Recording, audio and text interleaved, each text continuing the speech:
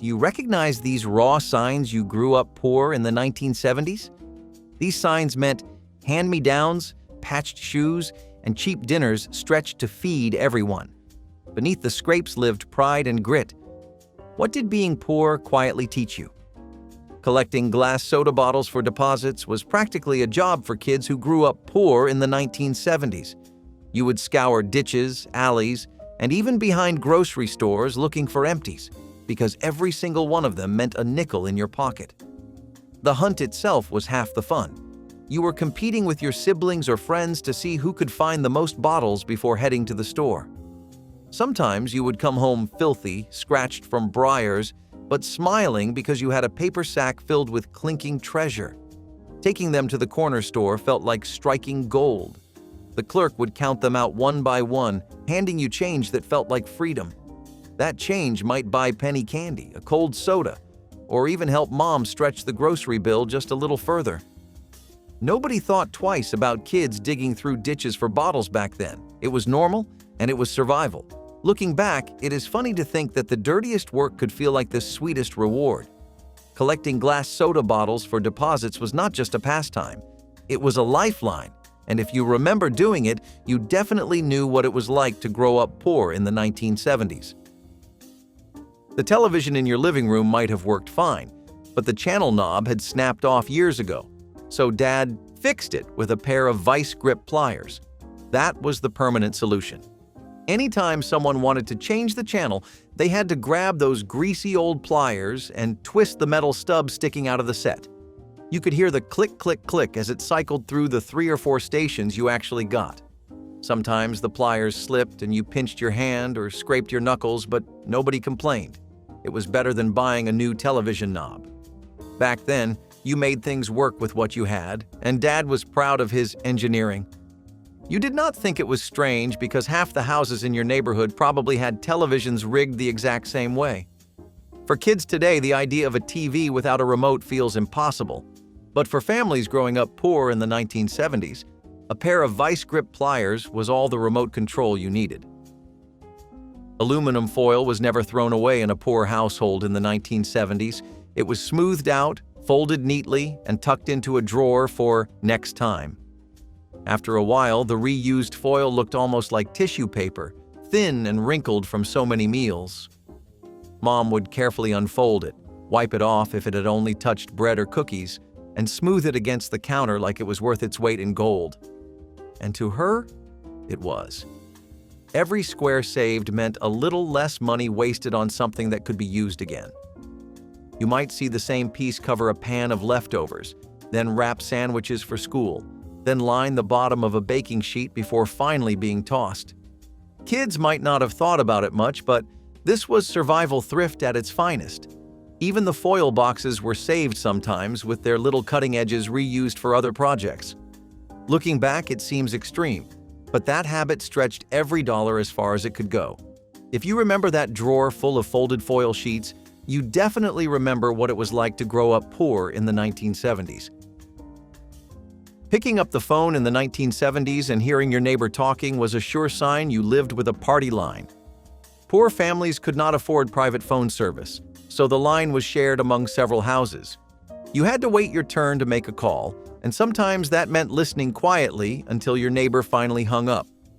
Everyone knew whose voice belonged to which house, and occasionally you caught snippets of gossip that were not meant for your ears. Kids found it hilarious, but parents found it frustrating, especially if they needed to call work, school, or worse, an emergency. Etiquette meant keeping conversations short, but not everyone followed the rules, and arguments sometimes broke out because so-and-so was hogging the line again. Privacy was a luxury you did not have. Still, you learned patience, and you learned that sharing was part of everyday life. If you remember picking up the phone and whispering, "Is this line free?" before dialing, you knew what it meant to grow up poor in the 1970s. School lunch tickets were a whole ordeal if your family was struggling. Some kids had a neat stack of prepaid tickets, but if you grew up poor, you handed the teacher a palmful of loose change. The clink of nickels and pennies hitting her desk was embarrassing, especially when she counted it out in front of everyone. You could feel eyes on you as you stood there, waiting for her nod to go get in line. Sometimes you pretended not to notice the whispers or the smirks, even though you felt them burning in your ears. That moment at the desk stretched forever, and you prayed no one would say anything out loud. By the time you sat down with your tray, you had already swallowed more pride than food. Sometimes you came up a dime short, and she would sigh, letting it slide just this once.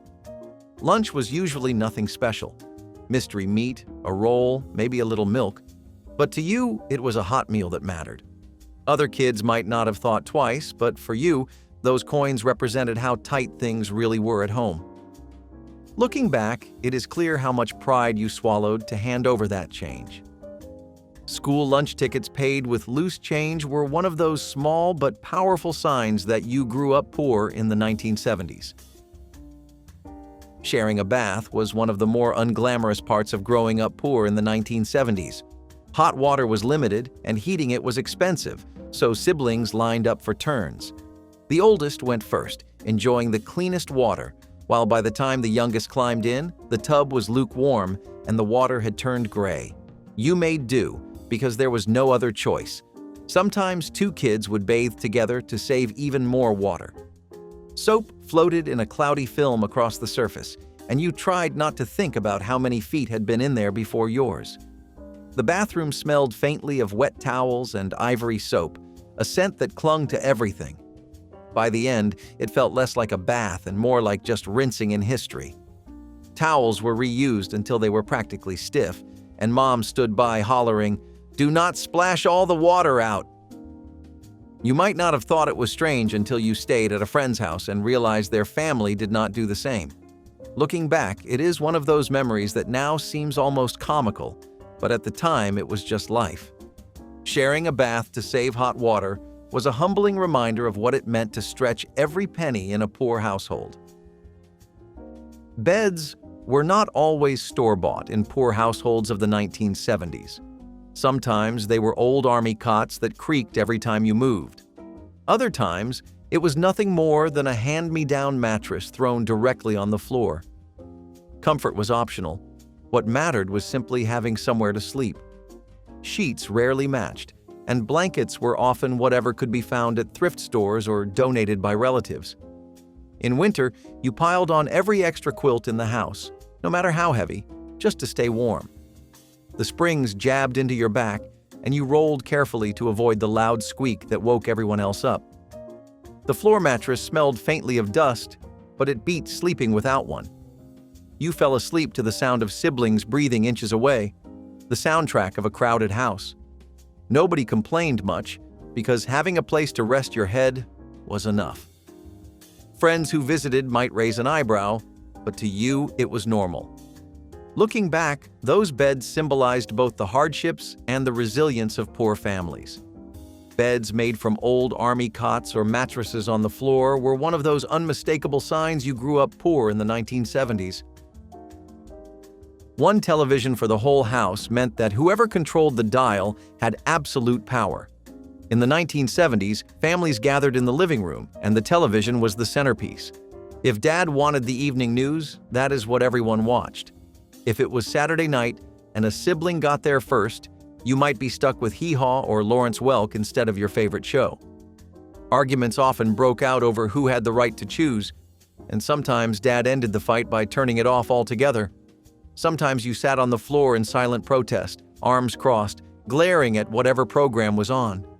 The static between channels felt like a pause for war, each click of the dial a gamble on what would come next.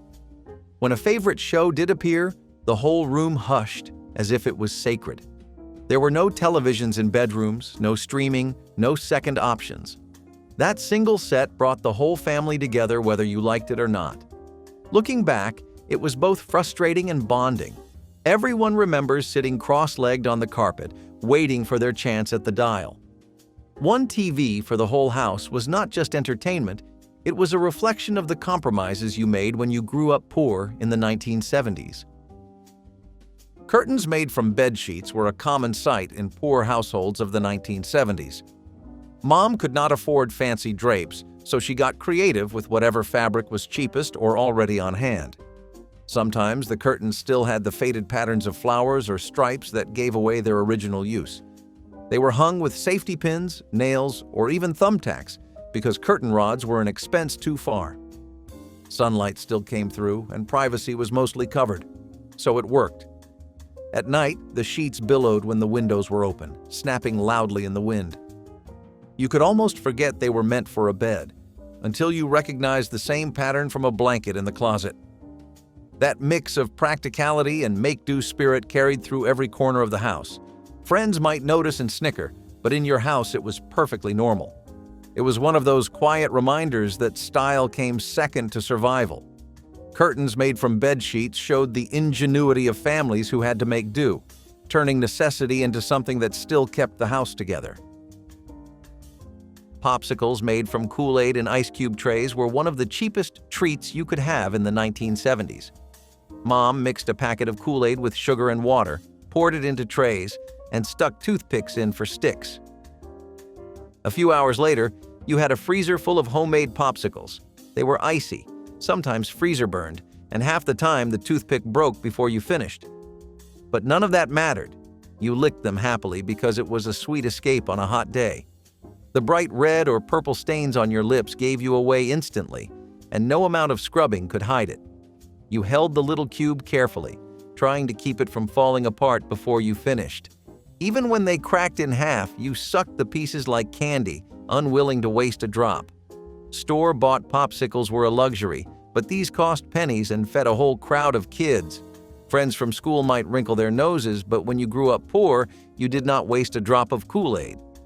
Looking back, it is funny how such a simple treat felt like magic. Popsicles made from Kool-Aid in ice cube trays were a sign of both thrift and joy, the kind of memory that sticks with you forever if you grew up poor in the 1970s.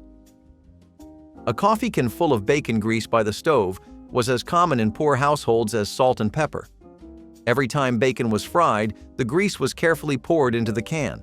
Usually an old red Folgers tin or whatever was handy. It sat there, congealed and ready to be scooped with a spoon when it was time to fry potatoes, make cornbread, or flavor beans. Butter was expensive, cooking oil did not always stretch far, but bacon grease never went to waste. It carried that smoky flavor into everything, turning plain vegetables into something you could actually look forward to eating. Sometimes you saw the can layered with weeks of grease, pale white at the top and dark brown at the bottom, and still nobody dared throw it out. You could smell it the second the lid came off, heavy and rich, filling the whole kitchen. When money was tight, that grease was the difference between bland food and something worth eating. Some families even spread it on bread like it was butter because calories mattered more than luxury. You did not think it was strange. It was survival thrift passed down through generations. Guests might wrinkle their nose at the sight of a can of fat sitting by the stove, but for you, it was the secret ingredient that kept food hearty. The smell of bacon sizzling in the pan and the scrape of a spoon hitting the bottom of that grease can is burned into memory. If you grew up poor in the 1970s, you know that bacon grease was not just grease, it was gold. School clothes from the Sears bargain basement always came with one guarantee. The tag marked irregular. It meant one sleeve was longer than the other, or the zipper stuck halfway up, or the stitching ran crooked. But that is what you wore to class. Mom would drag you through the racks, trying to find something close to your size that did not look too lopsided, because even irregular was cheaper than brand new. You dreaded the first day of school when kids noticed your pants legs did not quite match or your shirt pocket sat at a funny angle. The fitting rooms smelled like dust and fabric, and Mom would hold clothes up to you insisting it will fit fine, even when you knew it wouldn't. Every trip was a mix of dread and hope. You might find something decent, or you might get stuck with polyester that itched all year. Still, you wore it proudly because there was no choice. They teased, but you shrugged because it was either that or nothing. Hand-me-downs were patched, bargain bin finds were stretched, and nobody in the family thought of buying full-price clothes. The Sears catalog was for dreaming. The basement was for reality. You learned to live with uneven hems and itchy polyester that never seemed to fit right. Looking back, you can still smell the mix of dust and fabric when Mom flipped through those piles. Irregular or not, they got you through the school year. If you ever tugged at a crooked collar during picture day, you knew the struggle of growing up poor in the 1970s. A family car with a rusted floorboard was both terrifying and unforgettable. You would sit in the back seat and look down to see the road flying by underneath your feet. Mom told you to keep your shoes up so they would not get wet when it rained. Sometimes Dad would throw an old piece of plywood or even a floor mat over the hole, pretending it fixed the problem. Everyone knew it did not, but replacing the car was out of the question. Money barely covered keeping it running with cheap gas and balding tires, much less bodywork. On long trips, you pressed your face to the window and prayed the car would make it, because breaking down on the side of the highway was a nightmare. Still, you were grateful for it. Having a car, any car, meant independence and a way to get to work or school. It might have rattled, smoked, or squealed at every stop sign, but it was yours. That memory of peeking through a hole in the floor at the passing pavement is one of those stories you laugh about now. But in the 1970s, it was just life for families scraping by. Eating cereal straight from the box with powdered milk was a poor kid's version of breakfast innovation. When the fridge was empty and fresh milk was too expensive, powdered milk became the stand-in. Mom mixed it with water in a glass pitcher, but no matter how much she stirred, the clumps floated on top. You poured it over a bowl of cornflakes or Cheerios and tried not to gag at the chalky taste. Sometimes the powder was so thin it barely looked white, more like tinted water than milk. But you ate it anyway because that was breakfast. When the box ran low, you reached straight in with your hand, shaking out whatever crumbs were left. Friends might brag about Lucky Charms with real milk, but you knew better. Cereal was cereal, and powdered milk was the glue holding it together. It was not gourmet, but it filled your stomach before school. If you remember that pale milk swirling over soggy cereal, you know exactly what it meant to grow up poor in the 1970s. Hand-me-down toys with missing pieces were the only toys many poor kids had. Your Monopoly set probably had no money left, so bottle caps stood in as coins. Maybe Barbie was missing an arm, or her hair had been chopped with dull scissors. Matchbox cars had no wheels, puzzles had gaps that never got filled, and board games had rules you invented because half the cards were gone. But that did not stop you from playing. Kids made do, turning scraps into adventures. You learned imagination was more valuable than shiny new toys, because you could not afford shiny new toys anyway. Friends from school might have bragged about the latest fad from the toy store, but your game night consisted of piecing together what you had. In a strange way, it taught resilience. You could still have fun even if half the pieces were missing. Looking back, those broken toys mean more now than the brand new ones ever could. If you remember playing with Monopoly boards missing half the game, you definitely grew up poor in the 1970s. Plastic on the living room couch was one of those poor family quirks everyone pretended made sense. Mom insisted it protected the furniture, even though it was secondhand and already faded. You sat down and instantly stuck to it, especially in summer when bare legs squeaked against the cover. The plastic crinkled, squealed, and made naps impossible because the couch felt like sitting on a sheet of ice in winter and a frying pan in July. Sometimes you would shift around quietly, trying to find a cool spot, but the plastic stuck to you no matter where you moved. The sound of that squeak is burned into memory, almost like another member of the household. Friends who visited knew instantly what kind of family you were when they felt that plastic stick to their legs too. Everyone hated it, but Mom swore it kept the couch nice for company. The irony was, there was rarely company, and nobody ever saw that plastic come off. Some families even tucked towels over the plastic to make it less miserable, which defeated the purpose. Kids slid off it like it was a carnival ride, laughing when they hit the floor. Looking back, it was ridiculous, but at the time, it was just normal. If your childhood memories include sweaty legs glued to plastic furniture, then you absolutely grew up poor in the 1970s. Saving S and H green stamps for months just to finally get a toaster or blender was a poor family's version of Christmas. Every trip to the grocery store ended with a handful of stamps that Mom carefully licked and stuck into the little booklet. Slowly, book by book, the pile grew in the kitchen drawer. Kids helped count them, flipping through pages and dreaming about what item from the catalog might be theirs. Maybe it was a toaster, maybe a set of dishes, maybe something frivolous like a clock. You circled items in the catalog as if making a wish list, knowing full well it might take another year to fill enough books. The sticky taste of all those stamps stayed with you long after, but so did the hope of finally buying something new. That catalog was like a treasure chest, promising luxuries you otherwise would never afford. But it took months, sometimes longer than a year, to save enough for even a small prize. By the time you finally walked into the redemption center, the excitement felt like winning the lottery. It was proof that patience and persistence paid off, even if it was just for a toaster.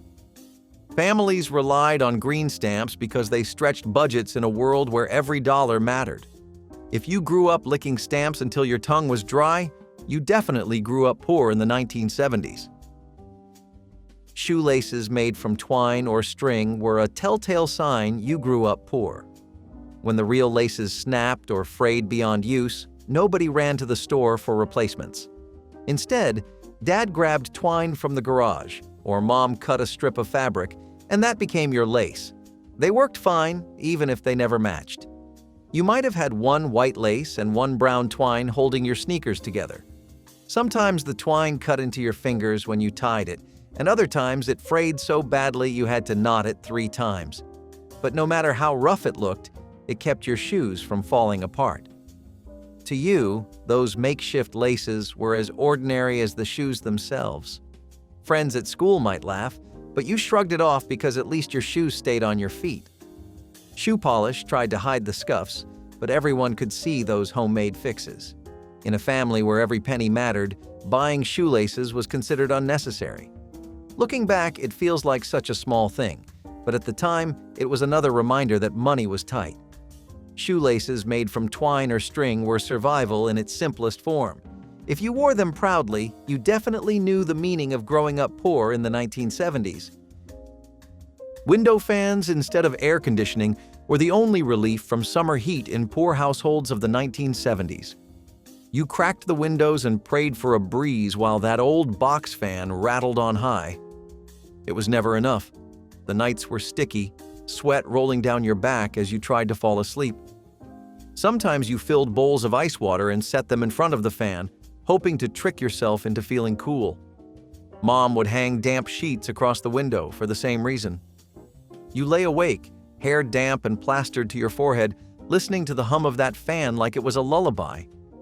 Every creak of its blades and every squeak of its motor became part of your summer soundtrack. Even in the dark, you could see the red glow of its tiny power light, reminding you it was doing its best. Air conditioning was something only rich neighbors had, the ones whose houses felt like heaven when you visited.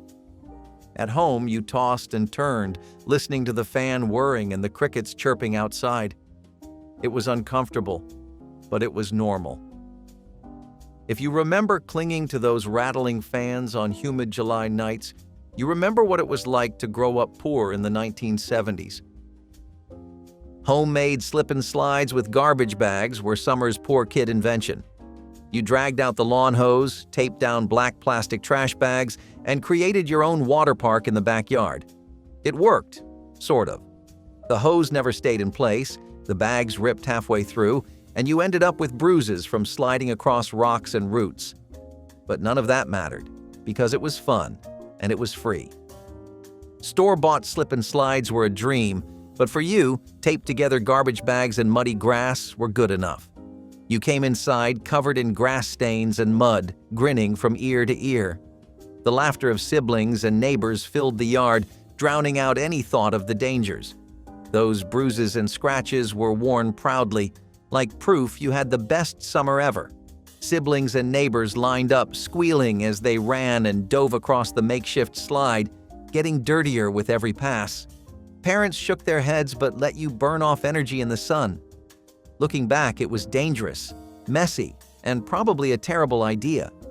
But it made memories that outshined anything money could buy. If you remember sliding on garbage bags with a hose spraying, you definitely grew up poor in the 1970s. Borrowed library records and 8-tracks were entertainment gold when you grew up poor in the 1970s. Buying music outright was out of the question, so families turned to the public library, where you could check out vinyl albums like they were books. You carried them home carefully, knowing one scratch meant a scolding from the librarian and maybe a fine your parents could not afford. Those records spun endlessly on the family turntable, the crackle and pop becoming part of the music itself. You listened to the same songs again and again, memorizing every lyric, because that was all you had until the due date rolled around. Sometimes friends traded 8-tracks, passing them around until the tapes wore thin or jammed mid-song. Everyone knew how to wedge a matchbook under an 8-track to fix the skipping, because buying a new one was impossible. The variety was limited, but the joy was real. Every new record borrowed felt like opening a window into another world. You sat cross-legged on the shag carpet, album cover in your lap, staring at the pictures while the music filled the house. Those moments made you feel rich, even when you were not. If you grew up poor in the 1970s, you know that borrowed library records and hand-me-down 8-tracks gave you memories that money could never buy. Plastic bread bags, reused as sandwich wraps, were a lunchtime badge of poverty in the 1970s. Mom never wasted anything, especially not those colorful Wonder Bread bags with red, yellow, and blue circles. Once the loaf was gone, she smoothed the bag flat, tucked it in a drawer, and pulled it out later to wrap peanut butter and jelly sandwiches for school. The smell of bread lingered faintly, mixing with the peanut butter and jelly, giving every bite a flavor that was oddly comforting. You pulled out your sandwich at the cafeteria table, and the crinkled bread bag gave you away instantly. Kids with money had shiny brown lunch sacks or store-bought plastic wrap. You shrugged it off because that sandwich still tasted good, even if it looked funny. Sometimes those bags doubled as glove liners in winter boots, keeping your socks dry when you trudged through snow. Other times they were twisted into ties for trash or used to store leftovers. They stretched far beyond their original purpose because in a poor family, nothing was ever wasted. Looking back, those bread bags were more than makeshift sandwich wrappers. They were proof of your family's ingenuity. If you remember biting into a sandwich with the faint scent of Wonder Bread clinging to it, you definitely grew up poor in the 1970s. A refrigerator that froze everything solid was a fixture in poor households of the 1970s. Milk turned into slush, lettuce froze into limp green sheets, and leftover casseroles became rock-hard bricks. You banged jars against the counter just to open them because the contents had iced over. Defrosting was an event. Mom would unplug the fridge, prop the door open, and chip away at the glacier that had formed inside. Towels covered the kitchen floor as ice chunks clattered into pans. It was messy, time-consuming, and necessary because fixing or replacing the refrigerator was out of the question. Families lived with it, adapting their routines around a temperamental appliance that never worked quite right. You learned to pour milk before it froze solid and ate vegetables quickly before they turned into frostbitten mush. Friends might wrinkle their noses when they saw your rock-hard butter, but to you it was normal. That old fridge hummed, rattled, and groaned like it was holding on for dear life, but it kept things cold, and that was enough. Looking back, you laugh at the absurdity of chiseling ice out of the freezer just to make space for groceries. If you remember your fridge turning everything into ice bricks, you knew what it was like to grow up poor in the 1970s. Homemade birthday cakes from box mix stretched with extra flour were a hallmark of growing up poor in the 1970s. Mom would pour the mix into a bowl, then quietly add extra scoops of flour and maybe a little water or milk, doubling the batter to serve twice as many slices. The cake never rose as high or tasted quite as sweet, but nobody complained. It meant everyone got a piece. Frosting was often homemade too. Powdered sugar mixed with margarine and a splash of milk, spread thin so it would cover the whole cake. Decorations were sparse, maybe sprinkles if you were lucky, or even colored sugar Mom dyed herself. Kids from wealthier families had bakery cakes with fancy roses and writing, but you had a lopsided sheet cake that sagged in the middle. Still, when the candles were lit and everyone sang, it felt just as magical. You blew out the flames and ate your slice, dry or not, because it was made with love. The photographs from those birthdays show grins just as wide as any child's today. Homemade cakes stretched with flour were not gourmet, but they were a reminder that celebration did not need perfection. It just needed family. If you remember chewing through dense cake and still smiling, you grew up poor in the 1970s. Sleeping 3 kids to a bed was survival for poor families in the 1970s. Beds were scarce, rooms were small, and money never stretched far enough for everyone to have their own. So you crammed in shoulder to shoulder, arguing over who got the blanket and who had to sleep on the edge. Elbows jabbed, knees collided, and someone always hogged the pillow. In summer, the heat was unbearable, all 3 of you sticking together like glue. In winter, it was almost welcome. Extra body heat kept the cold at bay when the house furnace struggled. You whispered secrets, told stories, and sometimes giggled so much that mom or dad stormed in to yell, "Go to sleep!" Sleepovers at other kids' houses were eye-opening. Seeing a friend with their own bed felt like luxury. But in your house, sharing was the rule, not the exception. Looking back, you remember the discomfort, but you also remember the closeness. Those crowded nights built bonds that lasted long after you moved into separate rooms. Sleeping 3 kids to a bed was one of those undeniable signs of growing up poor in the 1970s, but it was also proof that love made even the hardest things bearable. CB radios were more than trucker toys. They were a direct line into an unseen world. In the 1970s, everyone wanted one. From long-haul drivers to suburban teens, the airwaves buzzed with chatter, codes, and nicknames. It was the internet before the internet, except it smelled like motor oil and lived in glove compartments. Citizens band radios turned anyone into a voice on the road, a personality on the move. You had a handle, not a name.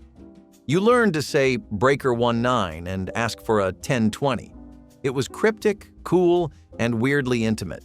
There was magic in being anonymous, but still known. On those scratchy frequencies, your words mattered more than your face. For kids, it felt like being part of a secret club. For parents, it was safety and social life combined. The CB craze went nationwide, fueled by trucker movies, novelty songs, and a hunger for connection. People shared recipes, gave weather reports, even fell in love. And then, as suddenly as it came, it faded. Static returned, antennas came down. But ask anyone who ever had one, and they remember. The hum, the jargon, the thrill of being heard by a stranger miles away. Why did we stop talking when it was finally so easy to listen? The step-down bathtub was supposed to bring spa-level relaxation into your home. Instead, it brought stubbed toes, twisted ankles, and more than a few emergency room visits. These sunken tubs looked sleek in design magazines, especially when surrounded by lush ferns and candlelight. But reality hit hard the moment you tried to use one. They were awkward to get into, nearly impossible to clean, and posed a serious risk to anyone with limited mobility. The edge was invisible to the untrained eye, so guests would stumble, kids would fall in, and elderly family members avoided them altogether. On top of that, the plumbing was often complicated. The water lines were hard to access, and the moisture around the recessed area led to mold problems. For a feature that took up so much space, the step-down tub delivered very little comfort in return. And unlike a regular tub, you could not just swap it out. It was built into the foundation. Expensive to install, expensive to remove, and all too easy to regret. But even if you managed to climb out in one piece, your next problem was likely waiting for you in the kitchen. W.T. Grant was not just a department store, it was a part of the American landscape. In the 1970s, it had over 1,000 locations. Main streets, suburban malls, strip centers. W.T. Grant was everywhere. It sold clothes, appliances, hardware, school supplies. You could buy a pair of jeans, a toaster, and a lawn chair in one trip. But behind the counters, trouble brewed. Management wanted growth, and they wanted it fast. Stores were built too quickly. Debt piled up. And worst of all, they handed out credit like candy. Their revolving charge account let customers buy now, pay later, with no real system to check if they could afford it. The trust they gave customers was generous, but fatally blind. W.T. Grant did not just run out of money, it ran out of time. The losses mounted. In 1976, W.T. Grant filed for bankruptcy. It was one of the largest retail collapses in American history. Thousands of workers lost jobs, communities lost familiar storefronts, and shoppers lost a place that felt like home. Unlike other stores that faded quietly, Grant's collapse was loud, public, and painful. It was a warning shot across the bow of American retail. Grow too fast, trust too much, and the walls will fall. People still remember the logo, the way the floors creaked, the smell of new shoes in a cardboard box. But the store itself is gone.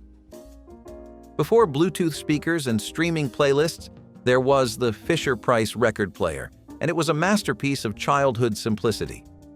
You wound it up with a chunky white knob and placed a thick plastic disc on the turntable. It clicked into place, and when the needle dropped, the magic began. Out came twinkly, music box-style versions of nursery rhymes, folk songs, and lullabies. The songs were short, cheerful, and unforgettable. The discs were colorful and clunky, with molded ridges that somehow produced melodies. It did not matter if the sound was a little warped or off-key. You were in control. You had your own music machine. For many kids, this was their first experience playing music, and the pride that came with it was unmatched. You could stack your favorite discs. You could play the same one on repeat until it drove your parents up the wall. And the best part? No batteries. Just your hands, your ears, and your imagination. You did not need to understand how it worked. You just needed to hear that familiar click, feel the turn of the crank, and know that something sweet was about to happen. It was low-tech joy in a beige plastic box, and it never stopped playing in our heads.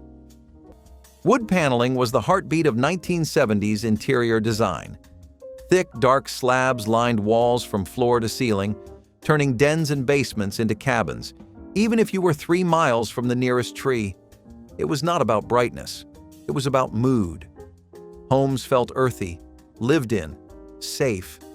You could sit against it, lean back, and feel like you were somewhere older, warmer, and far from the buzzing world outside. Wood paneling was in rec rooms, behind television sets, next to ceramic owls and beanbag chairs. There was a hush to those rooms, like they swallowed noise and kept secrets.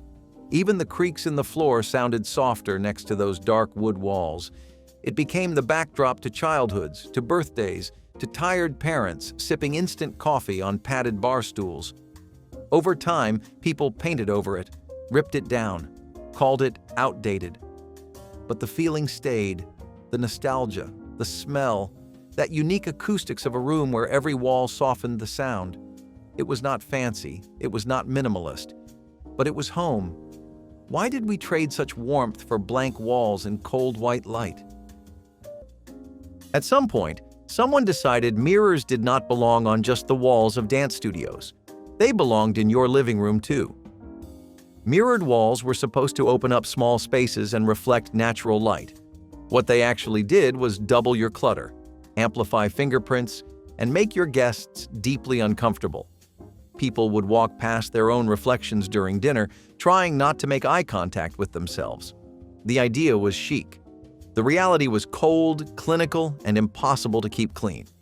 What was meant to make your room look bigger ended up making it look busier, messier, and 10 times more high maintenance. And once one mirror cracked or peeled, the illusion of glamour shattered instantly. Every smudge, every streak, every greasy fingerprint stood out like graffiti. If you tried to hang art on them, you ended up with a framing nightmare. And if one cracked, it did not just ruin the wall, it shattered the illusion entirely. Mirrored walls were the visual equivalent of trying too hard, and as it turns out, they were not even the most fragile design feature of the decade. That title belonged to something hiding right above your head.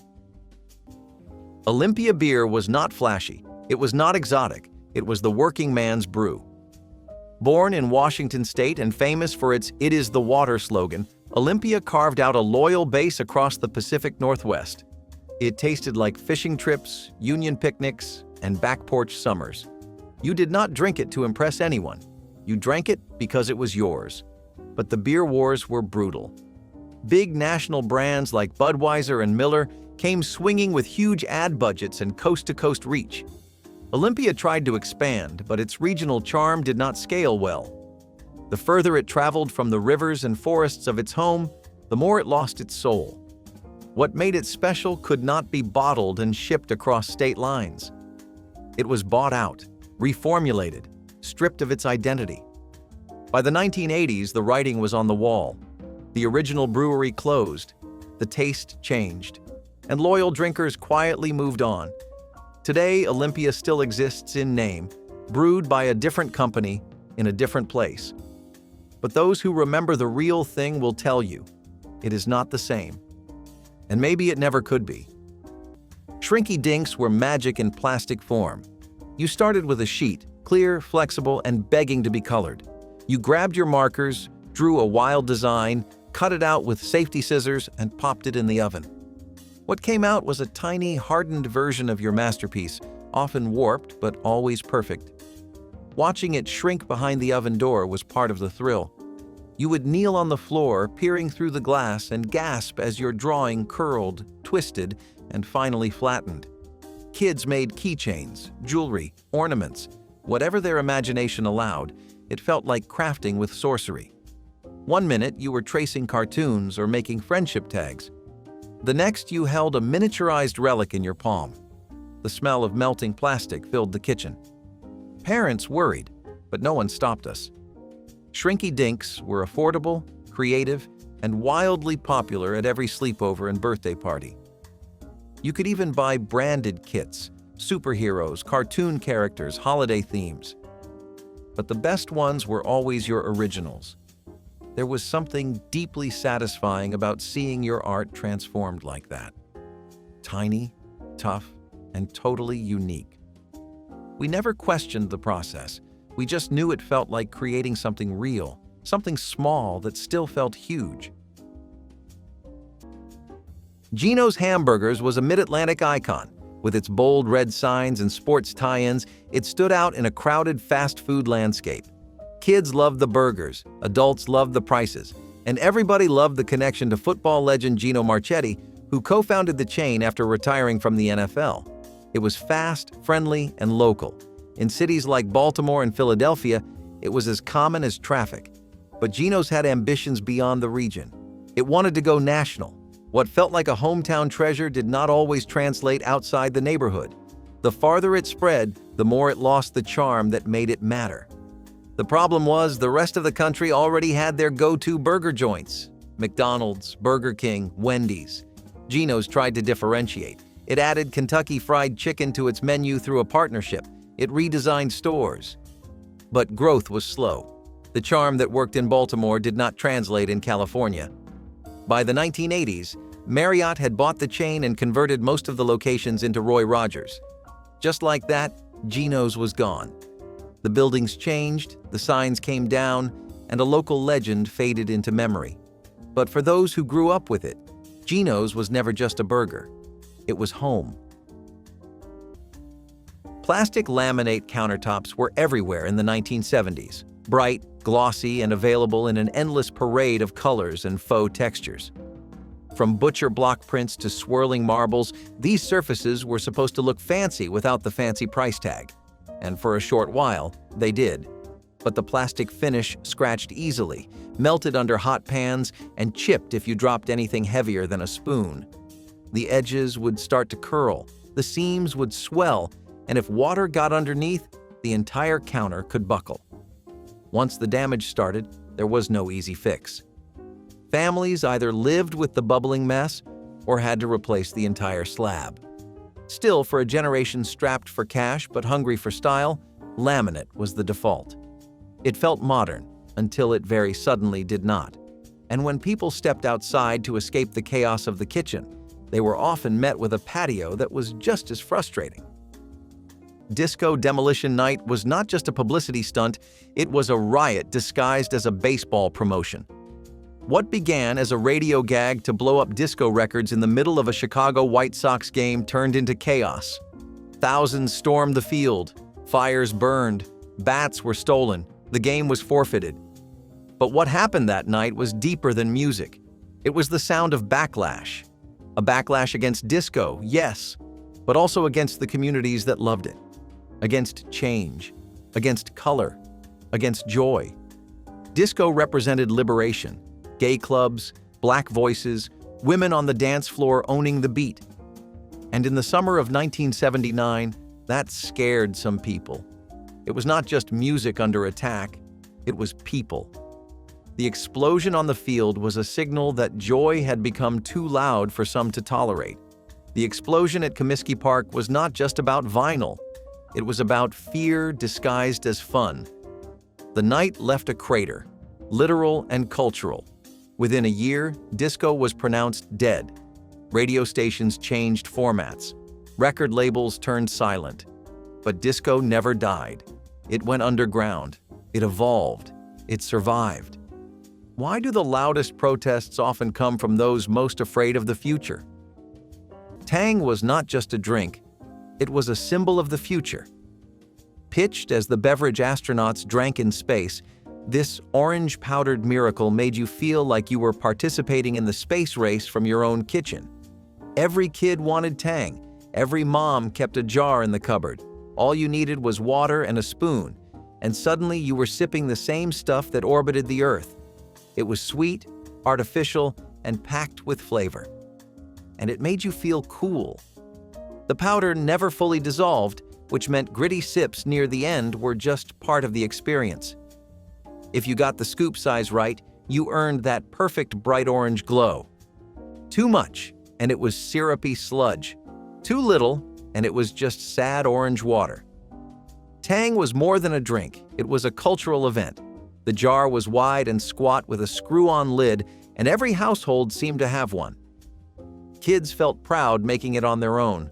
No adult needed. It became the go-to for lunch, after school, and Saturday cartoons. You never questioned the science behind it. You just knew that if it was good enough for NASA, it was good enough for you. That dusty scoop brought the cosmos into your kitchen. Schiaparelli perfumes once lived in the same breathless league as Chanel and Dior. With their surrealist bottles and bold floral compositions, they brought high fashion to the dressing tables of everyday American women. It was not just a scent, it was a statement. In the 1970s, Schiaparelli's legacy still lingered, but America was shifting. Fashion was getting younger, louder, and more synthetic. The brand struggled to adapt. Department stores gave shelf space to trendier, punchier names. The old-world elegance of Schiaparelli felt out of step in a decade of disco and denim. And somewhere along the way, the company let go of its American foothold. Licensing fell apart. Distribution waned. What had once been a symbol of European sophistication became something whispered about in vintage shops. Women who once dabbed it on before dinner parties now found their favorite scents discontinued, forgotten. For some, it was just a bottle, but for others, it was identity. A sense of self wrapped in rose and bergamot, and losing that, quietly, without warning, felt like losing a part of the woman they once were. If your eyes ever hurt walking into a 1970s kitchen, the culprit was probably the floor. Vinyl flooring in that era came in every wild pattern imaginable: psychedelic swirls, checkerboard grids, paisley overlays that looked like melted wallpaper. It was meant to be durable, stylish, and easy to clean. In reality, it cracked, peeled, and clashed with every furniture update you attempted. Over time, the colors faded to an uncertain gray or yellowed from the sun. Families tried to cover them with throw rugs, but the damage was already done. The designs did not age gracefully. They just became harder to ignore. What was once considered expressive quickly felt chaotic and cheap. And yet, it was impossible to walk through a suburban home without seeing those dizzying tiles in at least one room. It was design overload from the ground up. But if you think that was bad, wait until you see what we were proudly hanging on our walls. The 8-track tape was a clunky plastic miracle. It did not rewind. It did not fast forward well. It clicked in the middle of a song. And yet, we loved it. There was nothing quite like that satisfying chunk as the cartridge slid into place. You were not just playing music, you were launching something. The 8-track was freedom. You could take it in your car. You could swap them with friends. You could build a music collection that was finally portable. For kids in the 1970s, it was the sound of independence. You did not scroll, you committed. Each cartridge felt like a mixtape cast in stone. Sure, the quality was not great. The tapes jammed, the cases cracked, but holding one felt like holding the future. And in some ways it was. The 8-track taught us to curate, to choose, to chase the next sound. It vanished quickly, made obsolete by cassettes. But if you ever hear that mechanical click mid-song, your heart still remembers. Why do the formats we tossed aside leave the sharpest echoes? The kitchen of the 1970s did not just serve food, it made a statement. And that statement was harvest gold and avocado green. These two colors dominated every American kitchen appliance. Your refrigerator, your stove, even your blender wore these colors like a uniform. It was not just paint, it was identity. These colors were supposed to represent nature, health, and a touch of luxury. Harvest gold had a warm golden glow that felt like sunlight. Avocado green was earthy and bold, a perfect match for the indoor plant movement and natural fiber craze of the time. But somewhere along the way, the trend turned into a punchline. Yet, for those who lived it, there is no forgetting. You remember the heavy click of the fridge door, the way the green surface reflected your face in the oven window, the hum of the blender making root beer floats. These were not sleek or modern. They were sturdy, reliable, and filled with the smells of Sunday dinners and burnt toast. Maybe you were not fond of these colors as a kid. Maybe you even hated them. But when you see them now, something deep inside stirs. They are more than colors. They are the palette of your childhood. In the late 1970s, Vidal-Sassoon was more than a brand. It was a movement. The salons, the products, the commercials. If you do not look good, we do not look good. It was bold, sharp, and full of promise. The Vidal-Sassoon salons offered high-end haircuts with a modern edge. Women felt transformed. Men took notice. It was more than a trim. It was a lifestyle. You were not just getting a haircut. You were getting modernized, elevated, made new. For many, it was the first time they felt stylish instead of simply presentable. But like many trends, it struggled to evolve. The early 1980s brought new fashion rules, big hair, wild volume. Sassoon's geometric precision began to feel too rigid, too old. Franchises thinned. The elite vibe became a burden, not a benefit.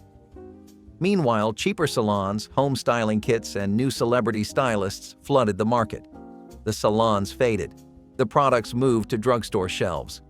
And the name that once meant sophistication became just another bottle in the aisle.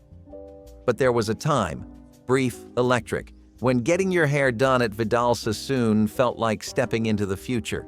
And losing that future stung more than people admit. Chain-link curtains swept into homes with all the glitz of a disco ball. Made of dangling metal loops, they sparkled, shimmered, and promised a modern, open-concept elegance that felt straight off the pages of a designer catalog. They were hung as room dividers, doorway accents, or even statement walls. The problem was, they never quite worked as advertised. The links tangled constantly. They snagged on sweaters, jewelry, and even hair. Pets would get stuck in them. Toddlers could pull them down. And for something that looked so sleek in showrooms, they sounded awful. Every movement produced a rattling metallic hiss, like someone jangling keys for attention. Cleaning was next to impossible. Dust clung to the chains like it had paid rent, and good luck wiping down hundreds of tiny metal rings. Over time, the shine wore off, the links dulled, and the novelty wore thin. What had once been stylish soon felt like living inside a giant wind chime. But just as these decorative dividers were quietly being retired, another trend had already taken root in suburban basements, one that involved steam, sweat, and a surprisingly low return on investment. The chatter telephone by Fisher-Price was more than a toy. It was a rite of passage. Long before smartphones and screen time, toddlers dragged this smiling, wide-eyed friend behind them like a badge of growing up. It clacked as it rolled, its rotary dial spinning with every giggle and grab. Children pretended to make calls, mimicking parents with absolute seriousness, pressing plastic receivers to their ears and speaking into the world. It was not electronic. It made no real calls, but it was powerful. Because it gave kids something adults had: control, conversation, importance.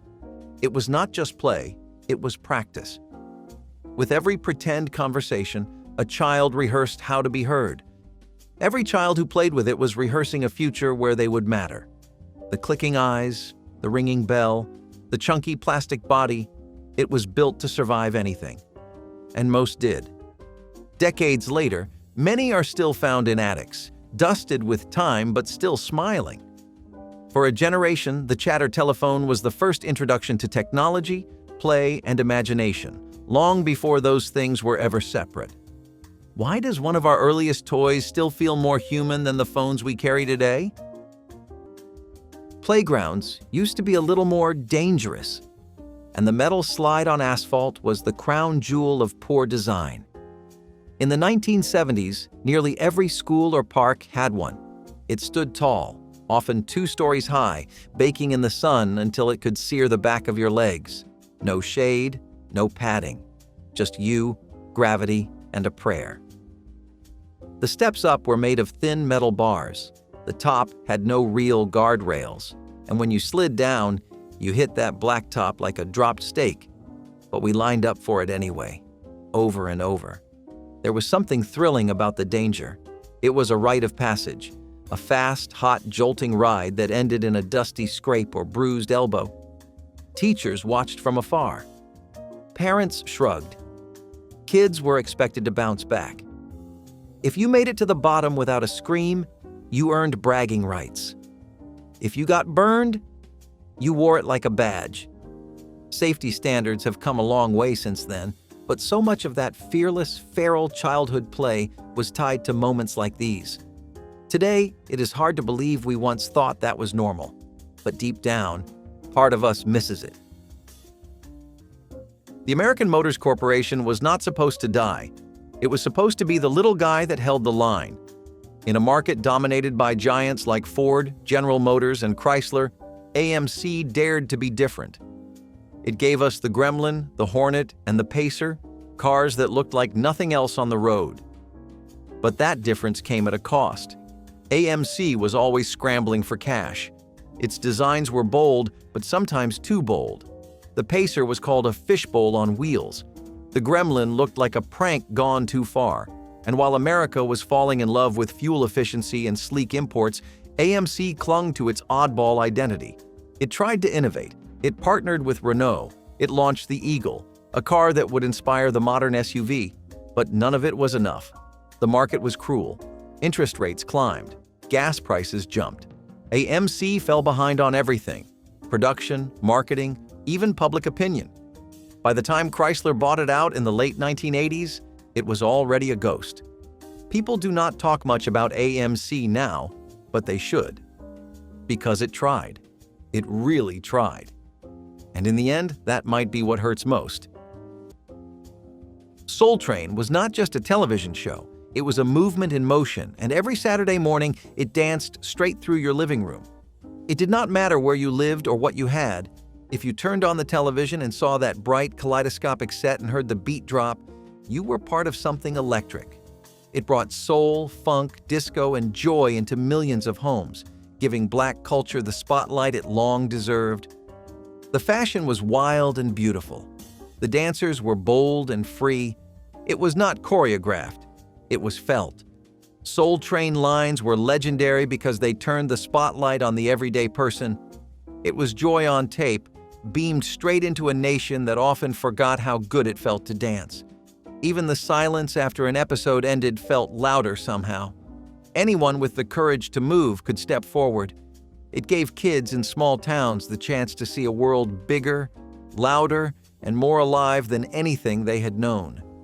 For many, it was the first time they saw themselves reflected on screen, not just as background, but as the show. Now, it is tucked away in archives, replaced by algorithm-fed clips and sterile edits. But once, it was pure. Once it was fire, and once it told a generation, you matter, and your rhythm belongs. What happens when the music that moved a generation fades into silence? These signs of growing up poor in the 1970s may feel tough or funny now, so share the ones you remember most in the comments. Give this video a like if it hit home, and subscribe to keep reliving the stories that shaped us.